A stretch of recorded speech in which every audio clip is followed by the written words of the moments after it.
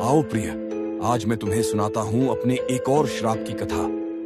एक ऐसी कथा जो मेरे विनाश का कारण बनी।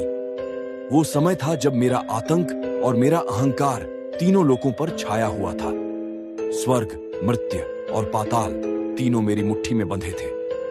यमराज, कुबेर, इंद्र सभी देवता मेरी शक्ति के आगे नतमस्तक हो चुके थे। मेरा नाम मात्र सुनते ही दिशाओं के पालक भयभीत हो भाग खड़े होते थे।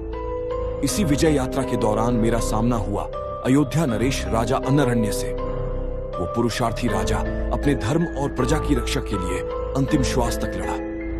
वर्षों तक युद्ध चला। मेरी असुर सेना और उनकी रघुकुल वीरता आमने सामने थी, किंतु अंततः मेरे हाथों राजा अनरण्य वीरगति को प्राप्त हुए। किंतु मृत्यु से ठीक पूर्व उस वीर ने मुझे एक श्राप दिया। हे रावण, जिस कुल का आज तुम सर्वनाश कर रहे हो, उसी रघुवंश से एक युग पुरुष जन्म लेगा जो तेरे अहंकार का अंत करेगा और तुझे मृत्यु के द्वार तक पहुंचाएगा। मैंने उस समय उस श्राप को हंसी में उड़ा दिया था, क्योंकि मुझे अपनी शक्ति पर, अपने तेज पर, अपने विजय पथ पर पूर्ण विश्वास था। पर समय के साथ वही श्राप मेरी नियति बन गया। रघुकुल में जन्मा राम, वह दिव्य पुरुष, वही मेरे अंत का कारण बना।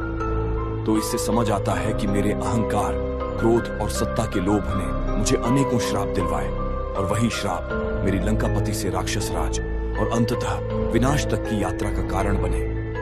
तो यह थी मेरे जीवन से जुड़ी एक और श्राप की कहानी। यदि तुम मेरे जीवन के ऐसे ही और अनकहे अध्याय जानना चाहते हो तो जुड़े रहो।